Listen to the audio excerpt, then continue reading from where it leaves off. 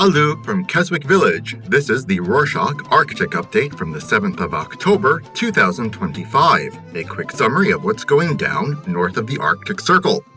Let's kick things off with the industry set to dominate Arctic waters in the coming years: shipping.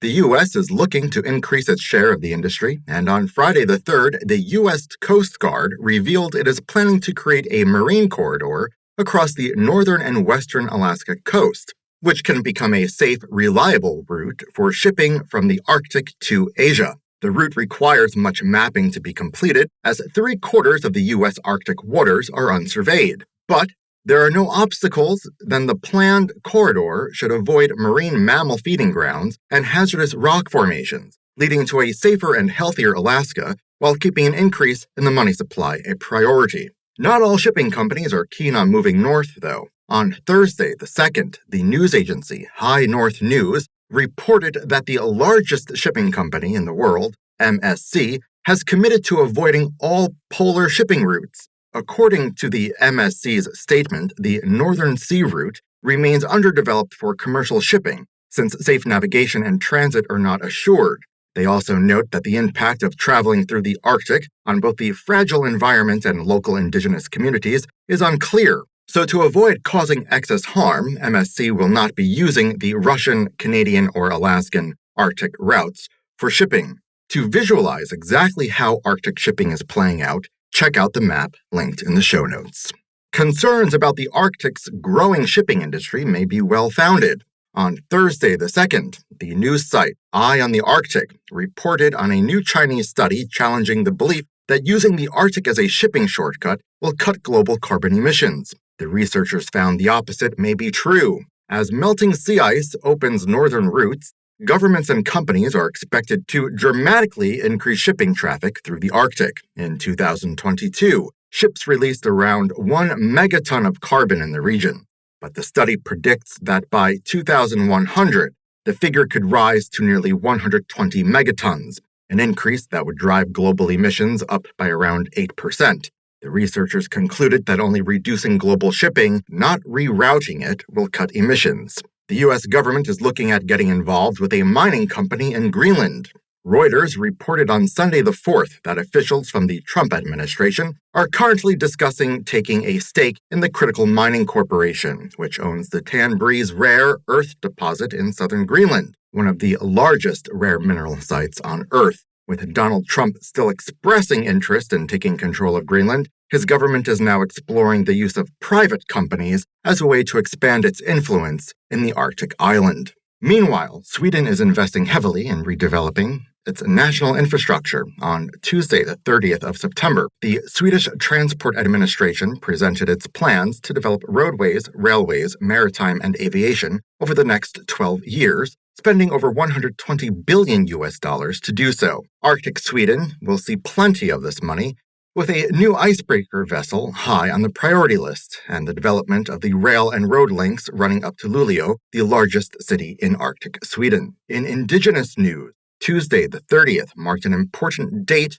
in the North American Indigenous calendar. In Canada, the 30th of September is the National Day of Truth and Reconciliation, a day to recognize the legacy of residential schools, which took thousands of Indigenous children away from their families in an effort to erase traditional cultures. The day commemorates the missing children, their families, and the survivors of these institutions. Now, Canadian and Alaskan Indigenous communities join together on this day, wearing orange in remembrance to celebrate the survival of their once persecuted cultures and remember those who could not be there. Another way of keeping Indigenous culture alive is to embrace technology. The Canadian broadcaster CBC reported on Sunday the 4th, the First Nation of Nacho-Naiktan in the Canadian Yukon has created a project that uses virtual reality games and a holographic display as tools to teach their northern language Tushone, which has fewer than a dozen speakers left. In collaboration with the nearby Carleton University, the nation is building a digital language model supported by artificial intelligence, which will allow the language to survive even as its remaining speakers die. In other news, while Russia's indigenous communities are struggling to survive, Russia is developing its Arctic homelands. According to the Moscow Times report on Tuesday the 30th, the Russian government has been negotiating with the US and China to increase their investments in Russia's vast northern region, bragging about the wealth of natural resources just waiting to be tapped. But while the Kremlin talks of Arctic riches, the report reveals that poverty, disease, and starvation are the daily lives of Russia's remote indigenous communities, with little or no support from the government. If Russia wants to create a prosperous Arctic, it should start with the people who have lived there all along.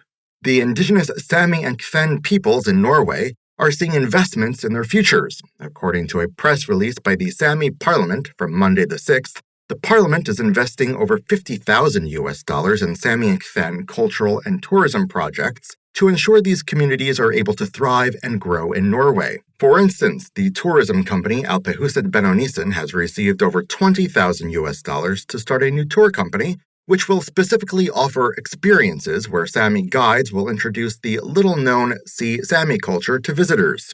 In science news, climate change is affecting polar bears in unexpected ways. According to research published on Monday the 29th of September by Canada's Mount Royal University, climate change is causing polar bears to age faster. The researchers studied hair and blood samples of Canadian polar bears going back 60 years and measured how the animals are aging on a cellular level. The results of the study have found that polar bears today, compared to those 60 years ago, are aging about 2 years faster. With the stress of habitat loss and climate change, the stress of daily polar bear life is causing them to age faster and die sooner.